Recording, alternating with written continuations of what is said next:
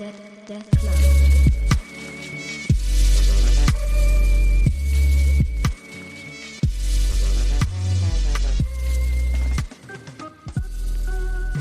Hey everybody, welcome back to the podcast. Danny here. Today I'm talking to you about Terror Man. So Terror Man is a weekly webtoon or manhwa, whatever term you want to use. Started out in 2016. It's published in Webtoon itself, I believe, only in Korea, as well as like Naver. They have their other app right there as well. And then Ylab is also involved with this series, and we'll get to more about that later. Written and drawn by one Dongwoo Han and drawn by Jin-Ho Khan. And this story involves a high schooler named Jungwoo Min. He's your typical timid teenager in a intense shonen series. You know, he gets bullied a lot. His mother has passed away due to an accident, and his father's overseas, so he is being taken care of by Lilia, this blonde Russian woman. And they tend to butt heads here and there, but more or less, you know, for the past 10 years, they've learned to get along with each other. But yeah, he doesn't really like to stand out too much, and one of the reasons is because he has an ability where if there is misfortune that will come to him, then he would see it visually in a violet color. Like more towards purple, but in here they mention violet a lot. And so he uses this in various ways. We see him the first time he uses it by taking a test. And, you know, if he chooses the wrong answer, that's a misfortunate thing to happen to him. So it will highlight the wrong answers purple, and that's how he'll get high grades at school. But he also wants to put in the effort in case these powers go away. He's had them for as long as he's known, doesn't know why they're there. And he just is trying to live a normal life. One day, he's at the mall with Lilia, and next thing you know, he sees the entire building is highlighted in this color, and he's freaking out because he doesn't know what this means. All it does for him is say like, hey, this is a warning. It doesn't tell him what's going to happen, when, or why. So he's freaking out. He tells Lilia this entire place is going to go, but we can't just leave these people here. It's a busy day at the mall. And so, you know, they try various things. They call the security office, say, you know, there's a bomb or whatever. There's a threat. You guys have to evacuate. But of course, they take it as a joke. So with Lilia's help, they call a friend and get some gear and disguise themselves as terrorists and roam around the mall to force people to leave. And while all this is happening, Jungwoo is way in over his head. He's freaking out. He doesn't know what to do. When he sees the shitty mall manager persuade everybody, we're going to stay in here until the police get here, and refuses to let people leave because, you know, we just kind of need that. And it's a very typical corporate type of character who's just an asshole. That's when Jungwoo decides, no, this is my time to make sure these people get safe, and starts acting like a terrorist. And then eventually everybody gets out. Due to poor construction, the building collapses. Luckily nobody died. And then they escape from the cops, and now Jungwoo is motivated to use these abilities for good by disguising themselves as terrorists and getting people out of the way before any disasters nearby happen. And that is the start of this series, and boy does it go places.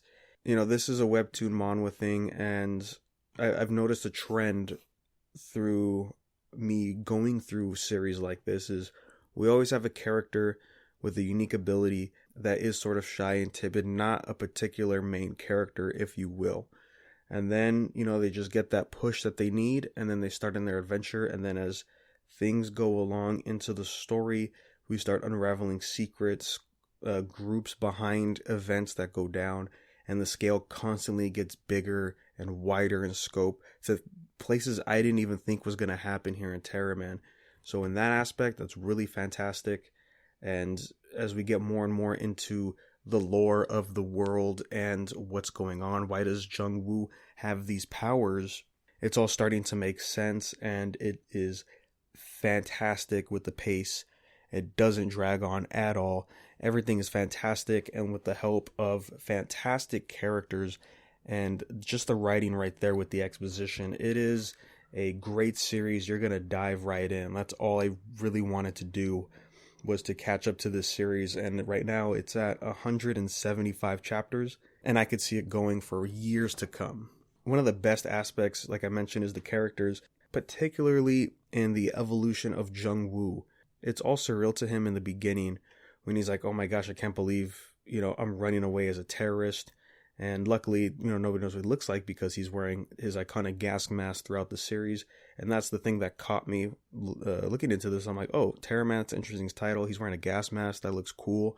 Let's check it out. Just seeing the escalation of the situations that Jung-woo has to go through. It starts from just simple, oh, this is collapsing because of faulty stuff in construction, to, oh no, there's actually real terrorists out there that he now has to confront, and he just stepped into a world that he was not expecting to ever be in. But because he has these powers and he sees it in himself that he should help people by doing this, it's going in way over his head. Was not expecting a lot of stuff to happen to him, but he grits his teeth and decides to push forward because this is the right thing to do. And he's just been frustrated that, he's pretty much a loser in the eyes of his classmates, and now he can actually do good. That's the real motivation for him. And it's really crazy to see, man, because right now where we're caught up in, after the time skip that happens at some point, Jung-woo is not recognizable from how he was in the first chapters. It's so crazy how much has happened in such a short time with this character and all the events that he's going through. Really fantastic. And I think the other big highlight is also with Lilia, his guardian, more or less. And as we get more backstory with her, she eventually gets her own dedicated arc. That's, it's a flashback to explain her backstory and how everything starts to connect bits and pieces at a time, like a giant puzzle. It all becomes clearer and clearer what's going on. And there's a lot of teases and suspense of exactly what's going on with her background that I really liked, because as I was going through her origin, I'm thinking, oh, okay, but yeah, we had this piece of dialogue earlier that's going to connect right here, right? We're going to get the big reveal that we're all assuming, and then turns out like, oh, wait, actually, it played out differently. It's more or less what the idea was given to us, but the context changes everything for it, and that was fantastic. Aside from just these two main characters and I guess the antagonists that do show up as well, it starts off surface level, but as we get more depth into the story, it gets more complex with greater characters. Their stuff is fantastic as well. Even the supporting cast, that way I have here some police chiefs and some people that end up helping Jung-woo at the end in certain missions. Like, they have their time to shine, and they're very likable characters. I don't think there's a character that's pretty meh. The antagonist side, you're not supposed to like them. That's the whole point of an antagonist, right? But even then, like, you appreciate the effort put into those characters. You're thinking like, wow, this is really well written. The story is fantastic. I can't wait to see exactly what we're going to be going to moving forward, because at the point we're at now, it went into one direction that I thought made sense. Of course, it's going to be something like this based on like the first real antagonist Jung-woo wanted to defeat, and it's like, oh, she's actually connected to some of this stuff. Yeah, that makes sense. The step after that into unraveling more stuff was definitely something I wasn't expecting. It's very Webtoon, if you kind of understand what that means, right? Like, we've talked about series like God of High School and Lookism, Tower of God on the podcast, right on our Webtoon segments. And there's other Webtoons that I've read before where it's like, oh wow, like they like this certain style of escalation and plot over there in Korea. Like how they like their shonen main characters to be able to copy abilities really easily, and they have their own unique stuff going on. It's the same here as far as everything tying together, more or less. So it could go any direction now, and I'm super excited. So yeah, it could go any direction, and I can't wait to see exactly what's going to be happening here. Now, the art for this is interesting. There's stylistic choices here that make sense, but for the rest of the series, I just didn't understand what was going on because it's only in Korean. I'm reading, fan translations, and I was thinking, is this some kind of weird edit that's going on? Let me look online, get more references, see what's happening. Turns out, no, this is actually how it's drawn. So webtoons are, for majority of them, in color, but this one is in color and in black and white all the time. The characters are always black and white, the backgrounds are in color, but then when important or tense situations happen, we'll have color thrown in on the characters. So when things get serious with Lilia or Jungwoo, their eyes and hair are highlighted. And it's a great aesthetic, right? You have like nothing but grayscale and then a splash of color in there to make it look more intense with Lilia, especially because she has blonde hair and I believe they give her yellow eyes. So yeah, stuff like that is definitely good for the series. And then when they introduce new important characters that are going to be a part of the current arc, we will see them in color for reference, I guess is what they decide to use that for. The art is fantastic, and boy, does it improve as we go along. It's good quality in the beginning, but where we're at right now, it's really fantastic. It does an amazing job at showing facial expressions of what the character is really feeling at the moment. You could feel the intensity, the sorrow, everything that's happening right on the panels. Really fantastic. The fighting choreography is pretty good too. One thing I didn't expect as well was how shonen this series got. Like I said in the beginning, this is a series about our main character trying to prevent disasters or people getting injured or killed involved when an area gets highlighted. And once we start getting more and more into these organizations that are behind some of this stuff, and the combat was just a surprise because we eventually meet a character and he is the start of everything coming in for the rest of the series. And it gets very shonen, but that's not really what this series is. But the fighting choreography in here is fantastic, so that really holds up well. Again, I just really wasn't expecting a lot of that to show up, especially with Jungwoo. He was very timid in the beginning. I wouldn't expect him to fight. Like, sure, he gets training with firearms and stuff because they have to be like a terrorist. But I did not expect all the tech that was being involved and just the crazy fights. Like, these are fights you would expect that's like in Jump or in more shonen focused webtoons. It was a crazy surprise.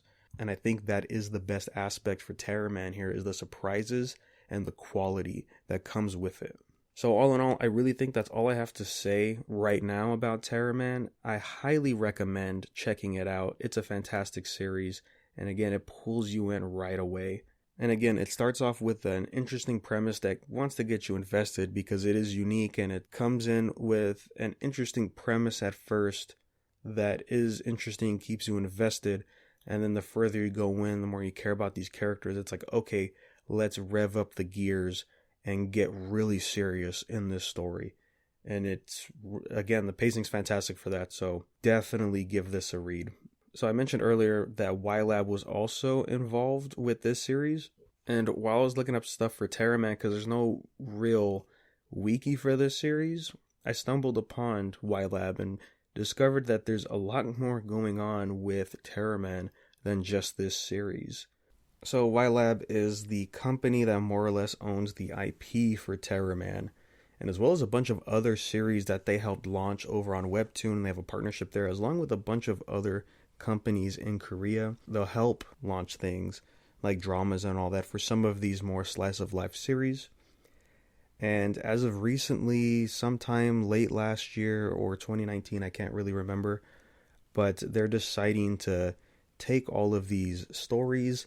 Turns out they're connected, or at least in the same shared universe, and they want to create their own cinematic universe. They reference like how the Avengers are made and all of that for the films. And they want to come together in one universe where the story expands into films, dramas, games, whatever that they can do to help push this forward. And they're calling it the Super String universe, I guess. And that's from Super String Theory. is how they got the name. It's a very Webtoon-esque premise with this, where it's like, oh, planets are nearing destruction, so humanity has to go and migrate into a different dimension using the superstring theory. And it turns out, of course, that this disaster is man-made. There's somebody behind pulling the strings with the fate of the world. And so their main character for this series gathers people from all across these dimensions under the name of Superstring, and they're gonna fight the bad guys to make sure nothing happens. So going into this, if you're going on their website, there's all the details right there. Shows all the characters with some nice rendered artwork for everybody. And it's a cool battle royale-esque, well, not even. It's an interesting premise here to bring in all of our characters into this secret world war that's going to be happening, and being able to see it on the big screen or playing it or watching it as a drama, that's going to be the most interesting thing for it. They have a timeline of when all of the stuff takes place, is what I'm guessing. It's a total of 15 series right now, which is way more than I thought, because all the promotional images have just been 5 characters. I figured, 5 series, but no, they're actually from 4 series, and then everybody else comes in eventually. And they're all varying stuff, ranging from shonen, suspense, thriller, slice of life, sci-fi, what have you, fantasy. So I'm going to be checking out probably most of these series, or at least get the premise, see if any of this is interesting, and we'll definitely be talking about these for future reviews. So manga's taking a back seat, guys. We're going to be going through all of this stuff.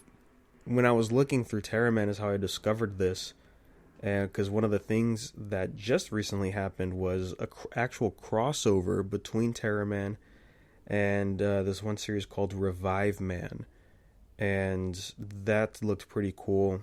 So I'm wondering exactly how this is going to fit in with the series, because right now we're still in a flashback arc as of this recording, and where it's going on story-wise, I don't know if they could just pull back and do something like this. But that also begs the question of, is this universe they're making going to be canon or not? Right? Like, it's cool to bring in these characters, but if we're pulling them from specific moments of the story, how is that going to tie in well with those individual series? Because all these series have different writers, and to try to bring it all together is a difficult thing to do.